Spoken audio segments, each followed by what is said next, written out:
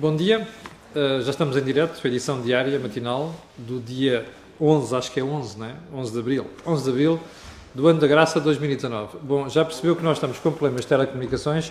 Ontem tivemos aqui uma interrupção da emissão, da qual eu peço desculpa, mas como prometi ontem, hei de voltar hoje a incluir alguns dos temas que estavam para ser analisados naquela parte final. E digo isto porquê? Porque são questões cruciais daquilo que é a realidade económica e empresarial de Portugal. Mas antes disso, vamos ao período onde se ordem do dia para tratar duas ou três questões de atualidade e uma delas tinha ficado de ontem. A primeira é uma frase, eu vou chamar-lhe até frase da semana, embora ainda não tenhamos chegado ao final da semana.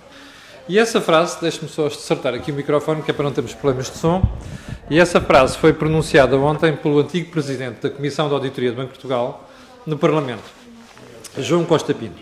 O João Costa Pinto é um ex-banqueiro central, que também foi Presidente de pelo menos dois bancos, que eu conheço praticamente desde que sou jornalista de Economia, e é uma pessoa por quem eu tenho um grande respeito. Então a frase diz mais ou menos o seguinte: há operações na CGD que não entendo nem nunca entendi. Bom, João Costa Pinto referia-se a alguns dos empréstimos concedidos pela Caixa Geral de Depósitos, nomeadamente empréstimos que aconteceram entre 2006 e 2007, particularmente empréstimos concedidos para João Berardo poder entrar na guerra de poder no BCP. Bom, eu não tenho dúvida nenhuma quanto a isto. Aliás, sempre me fez impressão ver bancos concederem empréstimos a empresários ou alguém que pulula na área empresarial para poderem fazer compras de ações em bolsa e poderem interferir naquilo que é a batalha acionista dentro das empresas. Mas a única coisa que me faz impressão aqui é perceber que estas pessoas, nomeadamente o Costa Pinto, só agora fala do assunto. Bom, na semana passada, recorda-se, Eduardo Paz Ferreira, que foi Presidente da Comissão de Auditoria da Caixa Geral de Depósitos, foi ao Parlamento dizer várias coisas muito chatas, verdadeiras. Uma delas era, João Berardo era um cliente especial, não passava aqui, entrava e saía, aprovava das coisas, quase passava ao lado das regras. Uma coisa parecida que disse João Costa Pinto ontem. O que eu não consigo entender é como é que entre 2014 e 2018 Costa Pinto foi Presidente da Comissão de Auditoria do Banco de Portugal e só agora é que se lembra de dizer estas coisas. Não é aceitável de todo. Segunda questão. Era para ter falado disto ontem, mas ficámos sem tempo. A Transtejo não apresenta contas desde 2013. Dizia ontem o Jornal de Negócios. O meu jornal. Então, mas espera aí. Se uma empresa não apresenta contas desde 2013, seja lá qual for a razão que lhe assiste, eu, como contribuinte, que sou dono da Transtejo, não tenho a obrigação de saber o que é que a empresa está a fazer com o dinheiro. Eu não tenho a obrigação, não é o direito, é a obrigação de fiscalizar o que é que uma empresa pública está a fazer com o meu dinheiro, que é dinheiro dos meus impostos. Segunda pergunta. O Governo anda a meter dinheiro na compra de barcos da Transtejo sem eu ter informação sobre o que se passa com a empresa? Bem, alguma coisa aqui não bate certo. Terceiro ponto. O FMI, naquele relatório que falámos aqui ontem, diz várias coisas aborrecidas sobre nós. Uma das coisas é que a dívida pública em 2019 vai voltar a aumentar. Vai subir um ponto percentual e é um ponto percentual acima daquilo que está na previsão do Governo. Já agora, se você for ver as análises do outono do FMI, isto dá um acréscimo de 1,7 pontos percentuais. Era interessante perceber porquê. Já que nós estamos numa maré de prometer que a dívida pública vai chegar a 100% aqui na próxima legislatura, eu gostava de tentar perceber melhor porque é que o FMI diz isto. Ou melhor, eu sei porque é que o FMI diz. Não consigo perceber muitas vezes quais são as análises que o Governo faz para poder chegar a estes valores que contrariam totalmente aquilo que diz o FMI. Já agora mais um ponto sobre o FMI e sobre a dívida pública portuguesa. Apesar de todo este esforço, que é muito pouco, como você sabe se acompanha aqui as crónicas, para baixar a dívida pública, a verdade é que o FMI diz que nós vamos chegar ao final de 2019, 2020, 2021, com a terceira dívida pública mais elevada da zona euro. Eu repito, primeiro está a Grécia, depois está a Itália, depois estamos nós. Nós este ano, se se cumprir a previsão do FMI, vamos chegar ao final do ano com uma dívida pública que pesa mais ou menos 119,5% do nosso produto interno bruto. Quer dizer que ela vale mais do que o produto interno bruto. para você ter uma ideia, o esforço que a Grécia está a fazer, em 6 anos, o FMI diz que a Grécia vai baixar a dívida pública em 40%. Isto é obra, é extraordinário. Agora veja quanto é que nós baixamos em 4 anos. Pouco mais de 10%, 10 pontos percentuais do produto interno bruto. Isto é pouco. E, sobretudo, é pouco tendo em conta aquilo que é as promessas sobre grandes reduções da dívida pública e por aí adiante. Aliás, como você vai perceber, pelo que dizemos a seguir, a entrevista de Mário Centeno ao Financial Times, há uma divergência entre aquilo que é o discurso do Governo e a sua praxis. Ou seja, o resultado daquilo que acontece está por trás desse discurso. Mas já lá vamos. Bom, primeiro ponto da agenda de hoje. A OCDE diz que os portugueses vivem acima das suas possibilidades. Bom, isto é uma coisa que eu andei a dizer durante praticamente 7 anos, sobretudo durante o período em que a Troika andou em Portugal. E você se recorda, que acompanha estas coisas, lembra-se dos insultos com que eu sou mimoseado sistematicamente quando digo estas coisas. Bom, desta vez é a OCDE a dizer. E o que é interessante aqui é ver a OCDE a dizer isto já depois do período de ajustamento, ou seja, depois de ter terminado a suposta austeridade. Então é assim, 36% das famílias portuguesas gastam mais do que recebem. Destes que gastam mais do que recebem, as despesas superiores às receitas pesam mais ou menos 35%. É óbvio que a gente pode dizer, está bem, há aqui um exagero, não se consegue calcular isto com alguma certeza. Não interessa. O número certo é irrelevante. O que interessa é perceber que isto é uma situação corrente, isto é uma situação frequente. Haver famílias que gastam mais do que recebem. Bom, isto é sustentável? Não é. Porque quer dizer que nós precisamos de nos endividar, não é? Para poder sustentar esse nível de vida que fica acima daquilo que nós ganhamos. E isso explica a situação de endividamento em que está uma boa parte da economia, não só face ao exterior, mas também das próprias famílias. Bom, se isto agora é assim, num momento de desafogo, imagine o que nos vai acontecer se houver uma desaceleração económica pronunciada ou mesmo, em último caso, se houver uma recessão. Portanto, os ajustamentos são para ser feitos agora, não é nos momentos de dificuldades. Infelizmente, como sabem, em Portugal a tradição é contrária. A pessoal esquece completamente de ter regras nestas alturas e depois, quando chega o momento do ajustamento, aquilo é feito à força e a pontapé e ajoelhadas no baixo vento. E depois a gente sabe o que é que acontece. Vem tudo ao tio, eu não me aguento, ajudem-me e por aí adiante. Nunca esqueça de uma coisa, o ajudem-me é sempre pago por alguém. É sempre pago por outros contribuintes. Esse é que é o ponto fundamental. Segundo ponto da conversa de hoje. Eu há bocado tinha-lhe falado no spin, que é o mesmo que dizer aquilo que é o discurso oficial e aquilo que é a prática. Bom, então ontem tivemos, pela primeira vez em 4 anos, um Mário Centeno honesto. E eu vou-lhe explicar porquê. Vá ver a entrevista que Mário Centeno dá, e o próprio António Costa, ao Financial Times. O Financial Times, como sabem, é uma das bíblias dos jornais financeiros, fez ontem um trabalho muito aprofundado sobre Portugal. E a explicar que o país conseguiu sair de uma situação difícil depois da bancarrota, ou quase bancarrota, de 2011. O que eu achei interessante aqui é que o Ministro das Finanças, Mário Centeno, que diz que a austeridade acabou a confessar ao Financial Times que muita coisa não mudou, o que mudou não foi assim tanto. Ou seja, que, apesar das mudanças, a austeridade não foi totalmente revertida. Agora compare este discurso para o Financial Times e para o exterior com aquele discurso que é feito em Portugal. Aliás, o próprio Primeiro-Ministro, ouvido naquele trabalho, teve um discurso parecido. O que é que está aqui mal é que, para consumo interno, o Governo diz coisas inacreditáveis, uma propaganda vergonhosa e depois, na realidade, vai-se ver e as mudanças são muito poucas. Como o próprio Mário Centeno acaba por reconhecer ao Financial Times. Bom, há uma explicação para isto. Primeiro, os jornalistas do Financial Times não são os totós. E quando fazem perguntas sabem o que estão a fazer, não é? E em Portugal, infelizmente, temos na comunicação social alguns totós. Não são todos, felizmente, e ainda bem que não é assim, são uns totós. E, portanto, engolem tudo aquilo que o Governo diz. Bom, talvez isto sirva para nós, do meio da comunicação social, percebermos a diferença entre o jornalismo bem feito e o jornalismo mal feito. E, em segundo lugar, perceber que, lá fora, o Governo, como não consegue comê-los, entre aspas, com a mesma propaganda que faz internamente, é obrigado a reconhecer coisas como, afinal, a austeridade não terminou. Nós fizemos umas mudanças, mas essas mudanças não são significativas. Mas era bom que você fosse ver a entrevista, até porque havia meios de comunicação social ainda que tinham entrevista, aliás, o trabalho em aberto. Aliás, para você ter uma ideia do que é que diz Mário Centeno, ele diz assim: houve de facto algumas mudanças, mas não foram grandes mudanças. Não fui eu que disse, foi Mário Centeno. Enfim, fica-lhe bem, finalmente, uma vez, pelo menos uma vez durante a legislatura, ser honesto a reconhecer as coisas que fez e aquelas que não fez.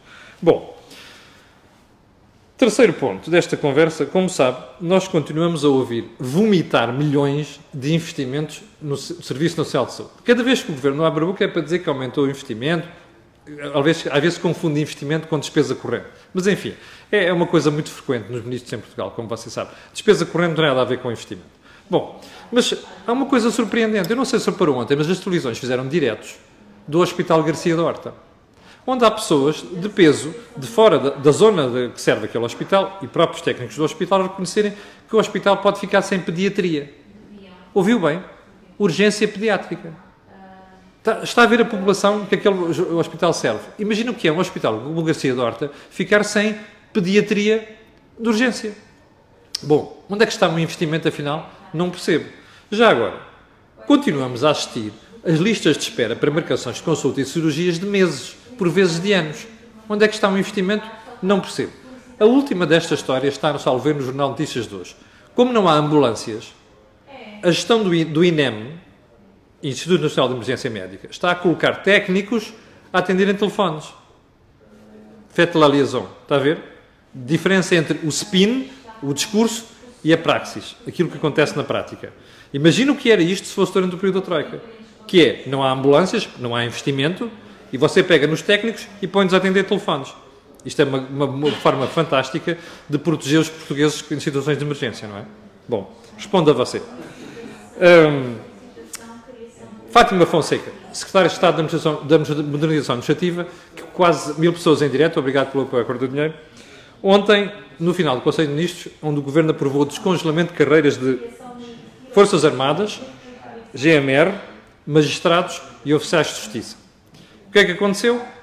Dizia a Sra. Secretária de Estado que, feito este descongelamento, isto ia ter um aumento de despesa. Quando os jornalistas lhe perguntaram, então qual é que vai ser o aumento de despesa correspondente, ou seja, como é que a senhora contabiliza esse aumento de despesa, sabe qual é que foi a resposta da Sra. Secretária de Estado? Vai custar mais vários milhões. Quanto exatamente, ninguém sabe. Ou melhor, ela não disse. Nós percebemos na semana passada, pelo comunicado das Finanças, que esse acréscimo vai ser de 1.312 milhões de euros até 2022. Diga-me uma coisa, você acha que é aceitável uma Secretária de Estado que trabalha este setor não dar dados sobre quanto é que vai custar o acréscimo de despesa que os portugueses vão pagar dos seus impostos, do seu bolso, quando um jornalista lhe questiona sobre esse aumento de despesa? Não é aceitável, pois não. Porque chama-se isso de sindicância. Nós temos que ter informação sobre aquilo que o Estado está a fazer com o nosso dinheiro, que é para fiscalizarmos essa mesma utilização de despesa pública, de recursos públicos. 1000 pessoas em direto. Obrigado pelo apoio ao canal. Bom, ou seja, isto é a imagem do Governo, percebe? Em outubro, ninguém sabia de nada sobre este aumento de despesa. A semana passada, o Ministério das Finanças vem reconhecer isso. Números, 1.312 milhões de euros. Ontem, a Secretária de Estado está a falar sobre o assunto e quando se pergunta quanto é que isto vai custar, vários milhões. Isto não é aceitável. Isto é uma democracia e nós temos o dever de fiscalizar aquilo que um governo está a fazer, qualquer governo, de esquerda ou de direita, está a fazer com o dinheiro dos contribuintes. E, portanto, eu não posso aceitar que uma Secretária de Estado diga vai custar mais vários milhões. Vários milhões é nada, é zero. Zero. Bom, vamos a um assunto que era para ser tratado ontem. Nós já vamos com 16 minutos do programa e, portanto, temos que acelerar isto. Eu não sei se reparou, é uma afirmação minha de há meses. Aquela comissão que no Parlamento investiga rendas excessivas das elétricas foi feita já com a convicção de que existem rendas excessivas. E, portanto, esta comissão vai servir para eu justificar aquilo que é o meu preconceito, que existem rendas excessivas. Bom, eu também já te expliquei aqui, porque foi reconhecido por vários responsáveis, inclusive os governantes que foram ao Parlamento, que foram dizer assim, quando nós decidimos privatizar a EDP, António Guterres, 1996, foi aqui, a EDP estava numa situação difícil. E, portanto, era preciso engordar a galinha. E o que é que o Governo fez? Arranjou um esquema para a EDP poder ter um benefício superior àquele que existia na altura. E com isto engordou-se a galinha e começou-se a vender a galinha, às postas. A última posta da galinha foi vendida durante o período da Troika, não é? Que eram 21%, estavam nas mãos do Estado, foram vendidos aos chineses da China Tree Gorges. Bom, agora a questão é, de repente, de um momento para o outro, a Comissão Parlamentar quer, por força, dizer que há rendas excessivas. O João Galamba, inefável João Galamba, insuspeito João Galamba, já veio dizer uma coisa fantástica. Não, no momento em que foi criado aquilo, não se chamava rendas excessivas. Agora chama-se rendas excessivas, que é uma coisa fantástica, está a ver? Você adapta a sua linguagem conforme lhe dá mais jeito. Bom, agora aqui o ponto fundamental é este. Toda a gente sabe que o Governo engordou a EDP para a vender caro. Portanto, se agora quer voltar atrás, não é acabar com rendas excessivas, porque isso não se faz, que é negociar com um comprador. Quem comprou, comprou com aquele valor. Portanto, você comprou aquilo com aquele valor e agora está a dizer, não, agora vou tirar isto e aquilo vale menos. Qual é a solução a fazer para isto? Eu tenho uma sugestão para o Governo. Seja honesto. Diga assim aos investidores, meus senhores, eu não quero aceitar isto. Os preços que vocês cobram. Portanto, o que é que eu vou fazer? Eu vou recomprar ou vou-lhe pagar aquilo que você pagou a mais. É honesto, está a ver? Você chega ao pé dos investidores e diz assim, olha, nós engordámos esta galinha e vendemos-la cá. Agora não queremos a galinha tão gorda, porque queremos ganhar eleições, está a perceber? Pronto, mas vamos resolver isto. Eu vou-lhe devolver o que você pagou a mais. Vou fazer uma avaliação e vou-lhe devolver o que você pagou a mais. Isto é que é honesto. Porque senão, o contrário, é estar a passar uma imagem para fora que é assim, eu vendo, negocio, faço contratos como me dá jeito, mas depois, como não me dá jeito, volto atrás. E, portanto, vou penalizar quem comprou. Isto é um péssimo sinal para os investidores estrangeiros, está a perceber? Portanto, agora, terceiro ponto desta história. Você vai ver que este relatório, que eles andam a cozinhar ali na Comissão Parlamentar de Inquérito, serve apenas para uma coisa, que é para o Governo vir dizer daqui a umas semanas, afinal tínhamos razão, e, portanto, vamos impor mais medidas para penalizar as elétricas. Está a ver como as coisas se fazem? É isto. Já agora um pormenor muito importante. Já sabe quem é que a Comissão Parlamentar pôs como relator do documento da Comissão Parlamentar? Deputado Jorge Costa, Bloco de Esquerda. Bom, eu vou-lhe recordar uma coisa que contei aqui ontem, já não se ouviu, porque a chamada caiu. Naquele evento da APREN, realizado em novembro do ano passado, o Jorge Costa, que estava no painel, a quem eu interroguei, que não me respondeu a várias questões, disse uma coisa fantástica, a partir de uma certa altura. Olha, Portugal tem os preços de eletricidade mais caros da Europa. E na plateia, Nuno Ribeiro da Silva, que é presidente da Endesa, atirou-se ao ar. E vira-se para o deputado e diz assim, isso é mentira. Bom, coisa que o deputado não foi capaz de desmentir. Pelo contrário, depois diz, pronto, não é o mais caro da Europa, é dos mais caros da Europa. Isto é uma desonestidade intelectual. Pois é este senhor que está à frente do relatório da Comissão Parlamentar das Rendas Excessivas. Você acha isto aceitável? Eu não acho. E já agora, todo o relatório que você vai ver vai estar contaminado por uma pessoa que tem estes complexos ideológicos. Portanto, moral da história, o Governo quer penalizar as elétricas, penaliza agora, pague-lhes de volta aquilo que elas pagaram pela elétrica, nomeadamente para a EDP, quando ela foi vendida. É assim que as coisas se fazem.